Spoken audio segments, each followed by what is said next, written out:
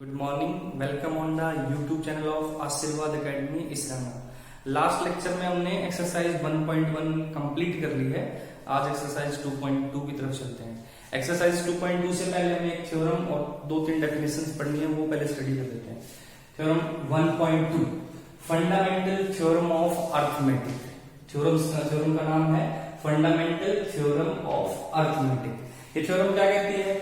Every composite number can be expressed as a product of primes and this factorization is unique apart from the order in which the prime factors occur। बहुत ही अच्छी बात कही इसने। क्या कहती है कि हमारे पास कोई भी कंपोजिट नंबर है, नंबर हम प्राइम और कंपोजिट आपको दोनों पता होंगे ना। प्राइम नंबर क्या होते हैं? The number which are only divisible by 1 and itself, और जिसके फैक्टर सिर्फ 1 और इटसेल्फ होते हैं, उन नंबर्स को बोलते हैं प्राइम नंबर्स। दूसरा कंपोजिट नंबर्स क्या होते हैं? जिनके अदर देन 2 फैक्टर हो, यानी 1 एंड इटसेल्फ तो सबके फैक्टर होते हैं, उसके अलावा भी जिसका अगर कोई एक फैक्टर है तो उसको उस नंबर को बोलते हैं कंपोजिट नंबर। कंपोजिट नंबर के बारे में ये फंडामेंटल थ्योरम कहती है। क्या कहती है? एवरी कंपोजिट नंबर, हर composite number can be expressed as product of primes. हर कंपोजिट नंबर को हम इस तरीके से एक्सप्रेस कर सकते हैं कि वो प्रोडक्ट ऑफ प्राइम्स हो जाएगा, कि वो प्राइम नंबर के प्रोडक्ट के तरीके से लिखा जाएगा। And this factorization is unique, और ये फैक्टराइजेशन यूनिक है, मतलब एक कंपोजिट नंबर की एक ही प्राइम फैक्टराइजेशन हो सकती है, एक कंपोजिट नंबर की 2 प्राइम फैक्टराइजेशन नहीं हो सकती। यूनिक का मतलब ये है ना कि अपने तरीके की एक ही चीज है ये। मतलब एक प्राइम नंबर, एक कंपोजिट नंबर की 2 प्राइम फैक्टराइजेशन नहीं हो सकती। हाँ, हो क्या सकता है कि उनका ऑर्डर चेंज हो सकता है। मतलब अगर किसी के प्राइम फैक्टर है 2 इंटू 3 इंटू 5, तो ये 5 इंटू 3 इंटू 2 हो सकता है, या 5 इंटू 2 इंटू 3 हो सकता है। ये रहेंगे 2, 3 और 5 ही, मतलब ये चेंज हो सकता है, मतलब रहेगा ये, इस बात से फर्क नहीं पड़ता कि इनका ऑर्डर चेंज हो सकता है, बट ये नहीं चेंज होगा हमारे पास।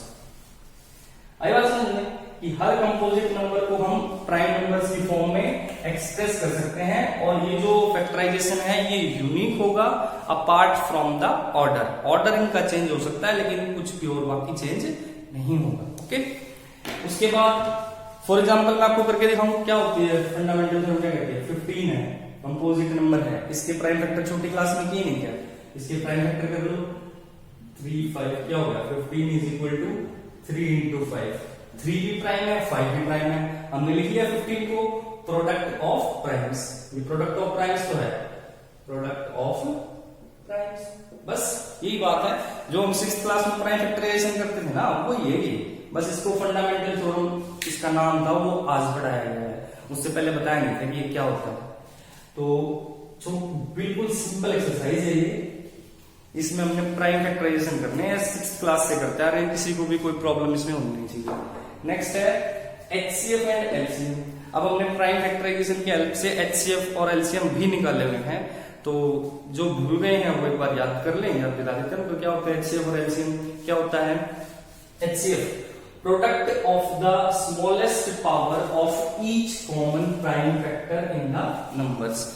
2 नंबर, 3 नंबर, जितने भी नंबर दिए हों उनका हमें एचसीएफ फाइंड करना है। क्या करेंगे? सबसे पहले उसके हम प्राइम फैक्टर कर लेंगे। 3 नंबर है, मान के चलो 3 नंबर्स का हमें एचसीएफ फाइंड करना है, उनके हम प्राइम फैक्टराइजेशन कर देंगे। अब प्राइम फैक्टराइजेशन करने के बाद उनको एक्सपोनेंट की फॉर्म में लिखेंगे। एक्सपोनेंट की फॉर्म आपको आती है। एक्सपोनेंट फॉर्म क्या आती है? अगर प्राइम फैक्टराइजेशन में ऐसा है 2 3 बार होगा, उसको हम 2 की पावर 3 लिखेंगे, बस। ठीक है, जो भी रिपीट कर रहा है उसको पावर में एक्सपोनेंट की फॉर्म में लिख दिया। उसके बाद ये स्टेटमेंट डालनी है, product of the smallest power of each common prime factor in the number.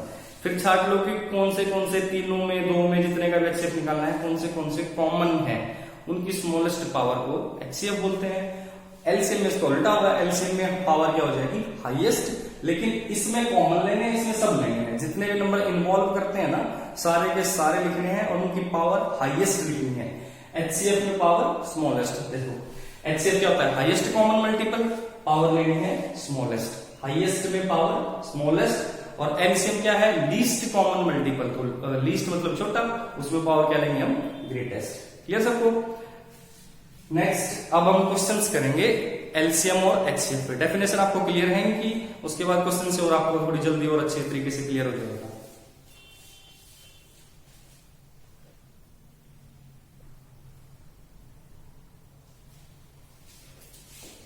Next is question number first, express each number as a product of its prime. जो हम फंडामेंटल थ्योरम में बात कर रहे थे ना कि every composite number can be expressed in the product of primes, वो कैसे एक्सप्रेस करते हैं वो करते हैं। इसमें 5 पार्ट्स दिए गए हैं। First part is 140। 140 को लिखो प्राइम नंबर्स में, 2 से डिवाइड हो जाएगा, 1 से डिजिट 0 है, 2 7 जा 14 0, 2 से फिर हो जाएगा 35, और 5 से हो जाएगा 5 7 जा 35, फिर 7 से 1। तो 140 को कैसे लिखा, 2 into 2 into 5 into 7, या फिर 140 is equal to 2 दो बार रिपीट कर रहा है तो 2 की पावर 2 into 5 into 7, 2 भी प्राइम, 5 भी प्राइम और 7 भी प्राइम। तो हमने 140 को as a product of primes लिख लिया है, और ये प्राइम फैक्टराइजेशन यूनिक है। 140 की इसके अलावा और कोई प्राइम फैक्टराइजेशन नहीं हो सकती, मतलब 2 5 7 के अलावा इसके और भी कोई प्राइम फैक्टर इसका नहीं है। क्लियर?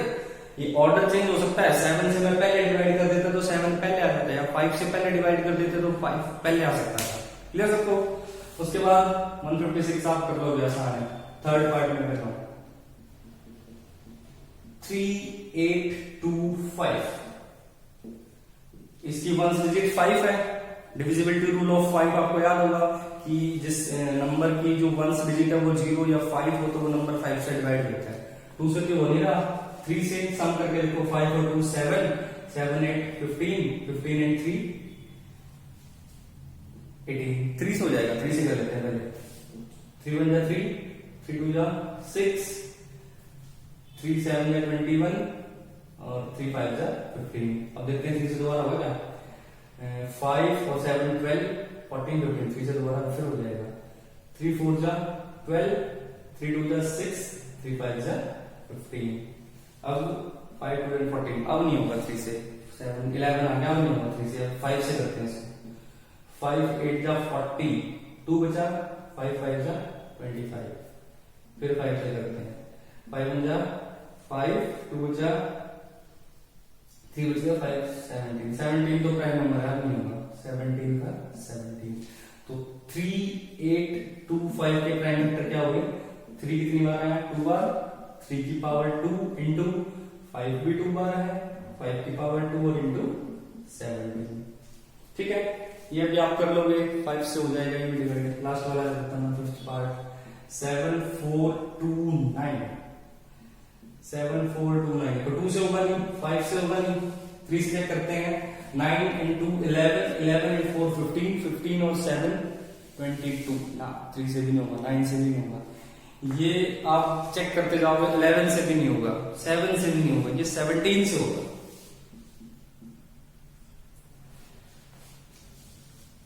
17 4 जा 68, 6 हो गया, 17 3 जा 51, 62 थे ना, 51 हुआ तो 9 और 2 11, 17 7 जा 119। अब ये 19 पे चलेगा, 19 2 जा 38, 19 3 जा 57, अब ये 23 पे चलेगा। तो बहुत ही डिफिकल्ट नंबर था, इसको आपको ध्यान रखना है। 17 इंटू 19 इंटू 23, तीनों प्राइम है, देखो 3 प्राइम्स का फैक्टराइजेशन हो गया ये। तो इस तरीके से आपको ये 2 पार्ट में हो जाए, 156 है ये आप कर लोगे। 6th क्लास से करता है ना प्राइम फैक्टराइजेशन, तो इसमें कोई बड़ी मुश्किल बात नहीं है। उसके बाद क्वेश्चन नंबर 2 करते हैं।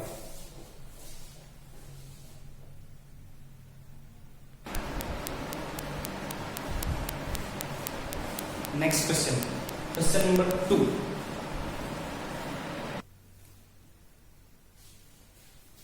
Next is question number 2.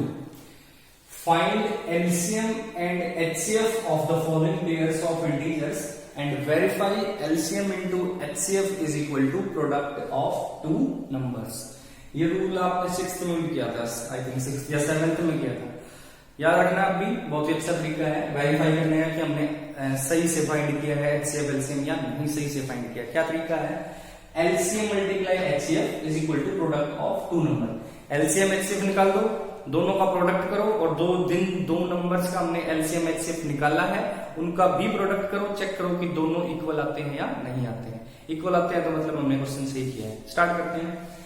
पहला बहुत ही सिंपल है, 26 और 91, ये मैं आपके लिए छोड़ रहा हूँ। क्वेश्चन 2 इसका सेकंड पार्ट और थर्ड पार्ट में कर देता हूँ, ठीक है। तो एचसीएफ को हम यूक्लिड डिवीजन लेमा से भी निकाल सकते हैं, सीखा था ना एचसीएफ निकालना। और एलसीएम के लिए तो फिर प्राइम फैक्टराइजेशन ही करना पड़ेगा, तो हम दोनों के लिए प्राइम फैक्टराइजेशन ही कर लेते हैं, क्योंकि करना तो है ही प्राइम फैक्टराइजेशन, एलसीएम के लिए करना पड़ेगा, तो एचसीएफ में भी आसानी हो जाएगी, तो मेथड की यूज करें, ठीक है। तो सबसे पहले मैं दोनों के प्राइम फैक्टर कर लेता हूँ। 510 के प्राइम फैक्टर क्या होंगे, 2 से ये डिवाइड हो रहा है, 2 2 जा 4, 1 बचेगा, 2 5 जा 10, 2 5 जा 10, 2 2 जा 4, 2 5 जा 10, 2 5 जा 10, 5 से 5 5 जा 25, 5 1 जा 5, अब 3 हो जाएगा, 5 and 1 6, 3 से 17 आ जाएगा। तो ये होगा 510 के प्राइम फैक्टर। यहाँ पे 92 के प्राइम फैक्टर कर लेते हैं। 2 4 जा 8, 2 6 जा 12, 2 2 जा 4, 2 3 जा 6 एंड 23 क्लियर। दोनों के प्राइम फैक्टर कर लिए, 510 के भी और 92 के भी। उसके बाद 510 को कैसे लिखेंगे, 510 के 2 इंटू 3 इंटू 5 इंटू 17, ठीक है। 92 को कैसे लिखेंगे, 2 इसमें 2 बार आ रहा, तो मैं 2 की पावर 2 लिखता हूं, 2 की पावर 2 इंटू 23, क्लियर हो यहाँ तक। अब एचसीएफ के बारे में क्या पढ़ा था कि एचसीएफ क्या होता है, जो कॉमन मल्टीपल्स हैं उनकी स्मॉलेस्ट पावर। कॉमन मल्टीपल सिर्फ यहाँ पे 2 है, 2 इसमें भी आ रहा है और 2 इसमें भी आ रहा है, जो कॉमन है ना प्राइम फैक्टराइजेशन में, सिर्फ वो 2 है और तो कोई कॉमन नहीं, 3 यहाँ नहीं है, 5 यहाँ नहीं है, 17 यहाँ नहीं है और 23 ऊपर नहीं है, तो दोनों में कॉमन सिर्फ 2 है, उसकी हमें स्मॉलेस्ट पावर लेनी है। स्मॉलेस्ट मतलब यहाँ 2 की पावर 1 है, यहाँ 2 है, छोटी कौन सी है 2 की पावर 1, तो स्मॉलेस्ट क्या हो गया 2 की पावर 1, तो क्या हो गया इससे हमारा ओनली 2, क्लियर। एक ही कॉमन है 2 और उसकी छोटी पावर लिखनी होती है एचसीएफ में, छोटी पावर 1 है तो 2 की पावर 1 मतलब 2 क्या होगा हमारा एचसीएफ। एलसीएम में क्या लिखना है, एलसीएम में वो सारे नंबर लिखने हैं जो प्राइम फैक्टराइजेशन में इन्वॉल्व करते हैं, मतलब जो सब नंबर आ रहे सब लिख दो। कौन कौन आ रहे हैं, 2 है, 3 है, 5 है, 17 है और 23, दोनों में 2 3 5 17 और 23 उनकी हाईएस्ट पावर लिखनी है। तो बाकी तो सबकी पावर 1 1 ही है, 2 की पावर 2 है, क्लियर। तो ये होगा हमारा एलसीएम, करते हैं मल्टीप्लाई, 2 की पावर 2 4, 4 3 जा 12, 12 5 जा 60, 60 और 17 की मल्टीप्लाई करोगे तो ये आ गया, उसकी मल्टीप्लाई करेंगे 23 के साथ, 3 0 0 3 2 6 0 3 1 3 3 0 0 3 2 6 3 0 3 1 3 2 0 2 2 4 0 2 1 2 0 6 4 3 2, ये हमारा क्या आ गया एलसीएम। एलसीएम क्या है 2 3 4 6 0, दिस इज एलसीएम, क्लियर है। एचसीएफ भी निकाल लिया, एलसीएम भी निकाल लिया। अब एक रिलेशन वेरीफाई करना है। रिलेशन क्या है, LCM multiply HCF is equal to product of 2 numbers. क्या है relation, LCM multiply HCF is equal to first number multiply second number. देखते हैं सही आता है क्या। एलसीएम है 2 3 4 6 0 मल्टीप्लाई एचसीएफ निकाला था 2 से मल्टीप्लाई करो इसकी, इधर दोनों नंबर क्या है 510 और 92। देखते हैं मल्टीप्लिकेशन इक्वल आती है नहीं आती है, सही किया होगा तो इक्वल आएगी, वो कोई प्रॉब्लम नहीं। चलो पहले 510 और 92 की मल्टीप्लाई करते हैं। 510 मल्टीप्लाई 92, 0 2 10 9 0 0 9 9 5 जा 45 0 2 9 6 4 4 6 9 या भी 4 6 9 2 0। अब इसके 2 के साथ मल्टीप्लाई करेंगे 2 0 0 2 6 जा 12 4 2 जा 8 और 9 इक्वल, यानी कि हमने जो रिलेशन है वो वेरीफाई कर दिया, यानी कि क्वेश्चन सही किया था तो रिलेशन तो वेरीफाई होना ही था। इसी तरीके से आपको एक पार्ट वो करना है 26 और 91 वाला, ये भी खुद करना सिंपल है, 3 3 6 और 54। नेक्स्ट क्वेश्चन हम करते हैं। नेक्स्ट क्वेश्चन जो इंपॉर्टेंट क्वेश्चन है ना वो डिस्कस करेंगे। उससे पहले एक बात और ध्यान रखना, बहुत बार एक क्वेश्चन पूछा जाता है कि अगर दो नंबर का एचसीएफ और एलसीएम फाइंड कर लिया आपने तो उन दोनों में से ग्रेटर कौन होगा, एचसीएफ बड़ा होगा या एलसीएम बड़ा होगा। तो तो हमेशा याद रखना, इस एक पर्टिकुलर एग्जांपल की बात नहीं कर रहा मैं, पर सीधी सी बात है कि HCF is always less than LCM. LCM बड़ा होगा हमेशा, हमेशा ही एलसीएम बड़ा होगा, क्योंकि डेफिनेशन से अंदाजा लगा सकते हो आप। हाईएस्ट कॉमन मल्टीपल यानी कि HCF में हमने स्मॉलेस्ट पावर लेनी है और एलसीएम में हमने हाईएस्ट पावर लेनी है, तो जिसमें हाईएस्ट पावर लेंगे वही तो बड़ा होगा। तो ये रिलेशन हमेशा याद रखना आपको, LCM is always greater than HCF। ठीक है, क्लियर? ओके, उसके बाद क्वेश्चन नंबर नेक्स्ट करते हैं। Next is question number 3। Question number 3 is find LCM and HCF by prime factorization. तीन पेयर्स के जो दिया है नंबर, उनके हम 3 नंबर दिए, उनका एलसीएम और HCF दोनों फाइंड करने बाय प्राइम फैक्टराइजेशन। तो कैसे फाइंड करेंगे? सबसे पहले प्राइम फैक्टर कर लो, तीनों के प्राइम फैक्टर कर लो, फिर कॉमन छाटेंगे उनमें से क्या होगा। तो 12 के प्राइम फैक्टर क्या होंगे? 2 6 2 3 3 1 10। 15 बहुत ही सिंपल, 3 5 5 1। उसके बाद 21, ये उससे भी सिंपल, 3 7 7 1। क्या क्या प्राइम फैक्टर हुए? 12 को क्या लिखा? 2 की पावर 2 मल्टीप्लाई 3। 15 को क्या लिखा? 3 into 5। और 21 को क्या लिखेंगे? 3 into 7। अलग अलग इसमें लिखे, मैंने कॉमन छाट के दिखाएंगे, लिखने की वैसे जरूरत नहीं है, क्वेश्चन के बाद आप बिल्कुल आसानी से सीख जाओगे इनको। तो क्या है, अब लिखते हैं इसका HCF। HCF क्या होगा? जो कॉमन है मल्टीपल, कॉमन मल्टीपल की smallest power, common prime factor की स्मॉलेस्ट पावर पर HCF होगा। कॉमन कौन है? 2 कहीं नहीं है, 5 पर नीचे कहीं नहीं है, 7 कहीं नहीं है, ये 3 कॉमन है और इसकी पावर आ जाएगा बना, तो HCF इज 3। एलसीएम सारे लिख लो, जो जो प्राइम फैक्टर है, 2 आ रहा है, 3 है, 5 है और 7। इनकी हाईएस्ट पावर 7 की तो 1 ही है, 5 की 1 है, 3 की 1 है, 2 की 2 है, हाईएस्ट पावर 2 है। मल्टीप्लाई करो, 4 3 जा 12, 12 5 जा 60, 67 जा 420। तो एलसीएम क्या होगा इसका? 420 और HCF क्या होगा इसका? 3। क्लियर है? बहुत ही सिंपल क्वेश्चन था। पार्ट 2 करते हैं।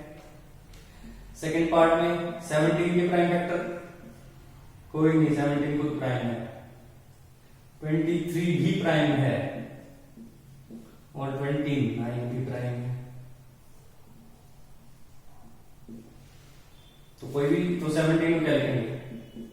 1 into 17, 23 को 1 into 23 और 29 को 1 into 29। कॉमन कौन है? तीनों में कॉमन 1 है, तो HCF इज 1। एलसीएम क्या है? सबकी मल्टीप्लाई कर दो, 17 into 23 into 29। मल्टीप्लाई आपको आती है, मल्टीप्लाई कर सकते हो, इसका आपके पास एलसीएम आ जाएगा। उसके बाद क्या बचा? Part number 3, 8 9 25। मुश्किल तो नहीं होना चाहिए, बहुत ही सिंपल है। 8 के प्राइम फैक्टर करो, 9 के करो, 25 के करो, मेथड आपको आता ही है, सिंपल तरीके से सॉल्व करो। हम करते हैं उसके बाद क्वेश्चन नंबर नेक्स्ट करेंगे, वो क्या है देखते हैं।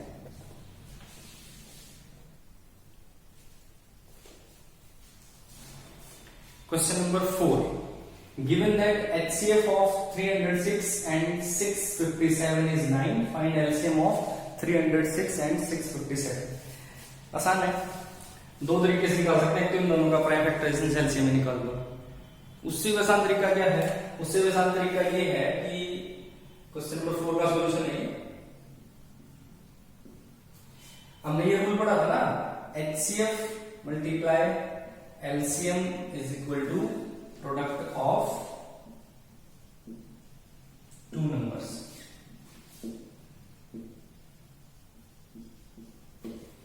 ठीक है, HCF गिवन, HCF कितना है?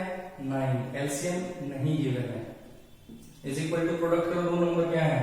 306 एंड 657। तो 9 उस साइड जाके डिवाइड हो जाएगा, LCM is equal to 306 into 657 upon 9। शायद ये 9 से कैंसिल होगा, चेक करते हैं। 9 1 जा 9 7 जा 63, 2 बचे, 9 3 जा 27। इन दोनों को मल्टीप्लाई कर लो, 306 की और 73 की, 306 की और 73 की मल्टीप्लाई करी तो 9, 42, 21, चेक करते हैं एक बार, 18, 3 3 जा 9 क्रॉस 42, 21, ठीक है, 8, 3, 13, 2, 2, 2, 3, 2, 2, 3, 3, 8, ये क्या आ जाएगा इनका, ठीक है। इस तरीके से ज्यादा सिंपल था, बहुत ही सिंपल एक्सरसाइज है, बड़ी आसानी से सारे क्वेश्चन हो रहे हैं, कोई बड़ी बात नहीं आ रही है। इन्हीं आसान क्वेश्चंस के बीच में एक डिफरेंट क्वेश्चन हमारे पास है, क्वेश्चन नंबर 5। क्वेश्चन नंबर 5 क्या कहता है, check whether 6 to the power n can end with the digit 0 for any natural number n। 6 की पावर n है, क्या कोई ऐसा नंबर आएगा, n जो हम 6 की पावर बढ़ाते जाएंगे, 1, 6 की पावर 1, 6 की पावर 2, 6 की पावर 3, 6 की पावर 4, क्या कोई ऐसा नंबर आएगा जिसकी एंड डिजिट यानी कि वंस डिजिट क्या हो जाए 0। ये हमें चेक करना है कि क्या कोई ऐसा नंबर आएगा यहाँ पे कि जिसकी एंड डिजिट क्या हो जाएगी हमारे पास 0। ओके, चेक करते हैं इसको क्या आता है। पहले एक बार रफली चेक कर लें, एक बार रफली चेक करते हैं क्या होता है। एन क्या है, नेचुरल नंबर। नेचुरल नंबर कहां से स्टार्ट होते हैं, 1 से, तो पहले 1 ही पुट करते हैं। 6 की पावर n है ना, 6 की पावर n की जगह 1 पुट किया तो 6 नहीं, एंड डिजिट क्या है 6। 6 की पावर 2 36, फिर 6 है। 6 की पावर 3 216, फिर 6 है। 6 की पावर 4 में भी आई थिंक जो यूनिट डिजिट होगी ना वो तो 6 ही आएगी, हर बार 6 आ रही है, लेकिन ये प्रूव करने का तरीका नहीं हुआ, ठीक है ना। ये प्रूव करने का तरीका है क्योंकि n क्या है, natural number. Natural number endless है, खत्म थोड़ी होते हैं नेचुरल नंबर कभी, तो एक एक नंबर के लिए चेक करते जाएं, ऐसा पॉसिबल नहीं है। तो हम अलग अलग के लिए मतलब एक प्रूफ करते हैं इसका, कैसे, देखो solution of 5th question.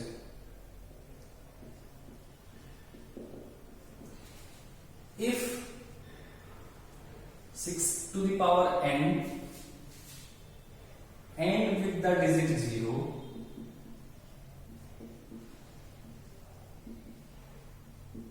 digit 0 for any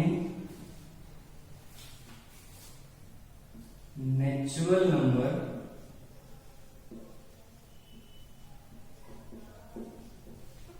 n। मैंने मान लिया कि जो 6 की पावर n है ना, वो मान लेते हैं कि कोई ना कोई तो ऐसा नेचुरल नंबर आएगा जिसपे उसकी एंड डिजिट क्या हो जाएगी 0।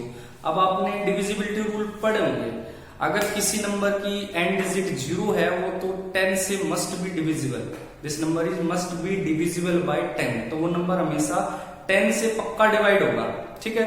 तो यानी कि अगर ये भी इसकी एंड डिजिट 0 आ गई तो ये भी किससे डिवाइड होगा, 10 से। देन इट डिविजिबल बाय 10, क्यों होगा 10 से डिविजिबल, क्योंकि इसकी वंस डिजिट क्या है 0, तो ये किस पक्का किससे डिवाइड होगा 10 से। और 10 के प्राइम फैक्टर होते हैं 2 into 5, 2 into 5, 10 के क्या प्राइम फैक्टर होंगे, 10 के ही प्राइम फैक्टर है ना 2 5, 2 into 5, तो 10 के प्राइम फैक्टर है 2 into 5, तो अगर ये 6 की पावर n 10 से डिवाइड होता है तो उसके भी जो प्राइम फैक्टर होंगे उसमें 2 और 5 पक्का आएंगे, ठीक है। Then 2 and 5 must be appears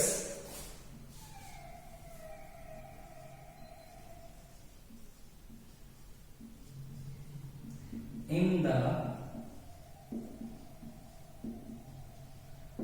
prime factorization of 6 to the power n। ऐसा क्यों है, क्योंकि जब भी हम प्राइम फैक्टराइजेशन करेंगे ना इसकी, तो 10 तो प्राइम नंबर है नहीं, क्योंकि प्राइम फैक्टराइजेशन में तो प्राइम नंबर ही आते हैं, तो 10 तो प्राइम है नहीं। 10 की प्राइम फैक्टराइजेशन में आता है 2 into 5, तो जो भी नंबर 10 से डिवाइड होता है, कोई भी नंबर उठा लो आप जो 10 से डिवाइड हो रहा हो, उसकी प्राइम फैक्टराइजेशन में 2 और 5 पक्का आएंगे, ठीक है। कोई भी नंबर उठा लो, 20 ले लो, 20 10 से डिवाइड होता है ना, तो 2 से चला ना स्टार्टिंग में, 30 40 50 कोई भी, क्योंकि डिविजिबिलिटी रूल भी तो यही है।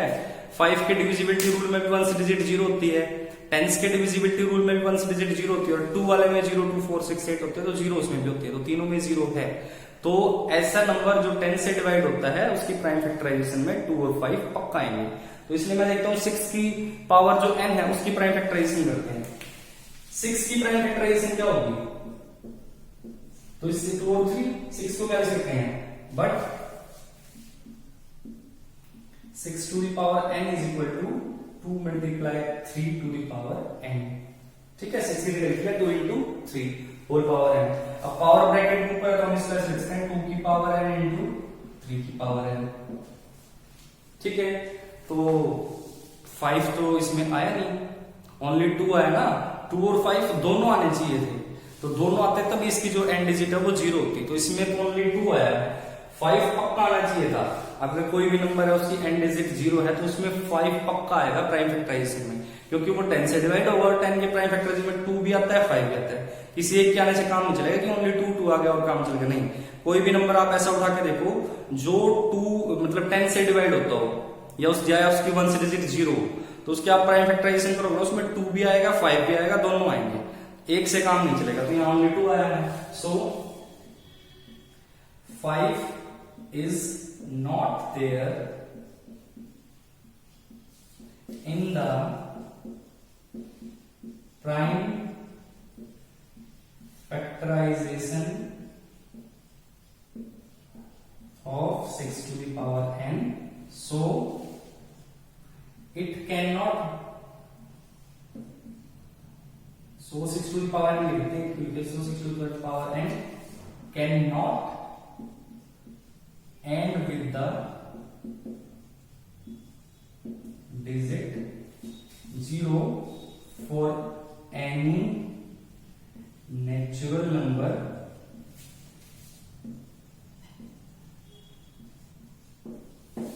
ठीक है।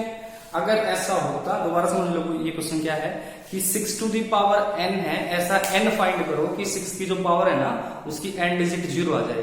अब हम नेचुरल नंबर तो बहुत सारे हैं, हम हर नंबर के लिए हम चेक नहीं कर सकते, तो हमने सिंपल क्या किया, एक ऐसा नंबर ले लिया जिससे 6 to the power n मतलब 6 to the power n मान लिया हमने कि मान लेते हैं कि इसके जो ऐसी पावर है, इसका जब हम भी पावर ओपन करेंगे तो कोई ना कोई ऐसा होगा जिसकी एंड डिजिट 0 हो जाएगी। अब जिसकी एंड डिजिट 0 होगी वो 10 से मस्ट भी डिवाइड होगा, और 10 से डिवाइड होगा तो उसके प्राइम फैक्टर में 2 और 5 पक्का आएंगे। तो हमने इसके प्राइम फैक्टर करके देख लिए 6 की पावर n के।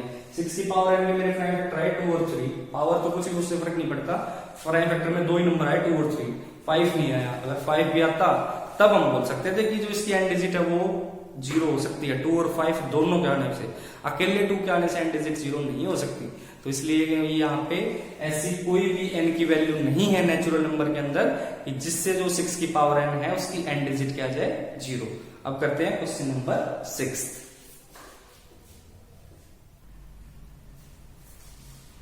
Question number 6, explain 7 into 11 into 13 plus 13 and 7 into 6 into 5 into 4 into 3 into 2 into 1 plus 5 are composite number। हमें एक्सप्लेन करना है कि ये जो प्रोडक्ट है ना ये कंपोजिट नंबर है। तो ये तरीका है, पूरे की मल्टीप्लाई करके इसकी वैल्यू फाइंड कर लो, फिर उसके देख लो फैक्टर करके, कंपोजिट नंबर है तो उसके प्राइम फैक्टर हो जाएंगे 1 और इट सेल्फ के अलावा उसके कोई ना कोई प्राइम फैक्टर आ ही जाएंगे। दूसरा तरीका ये है कि जो ये 7 into 11 into 13 और प्लस 13 है ना, दो टर्म है, ये टर्म है पूरी और एक ये है, दोनों में से 13 कॉमन है, तो 7 into 11 13 को कॉमन ले लिया प्लस 1, तो ये जो भी आंसर आएगा 13 इंटू समथिंग आएगा, कुछ भी आएगा उससे फर्क नहीं पड़ता, 13 इंटू समथिंग आएगा, यानी 13 से पक्का डिवाइड हो जाएगा। और 13 क्या है, प्राइम नंबर, तो इसकी प्राइम फैक्टराइजेशन में 13 पक्का आएगा। It should be divisible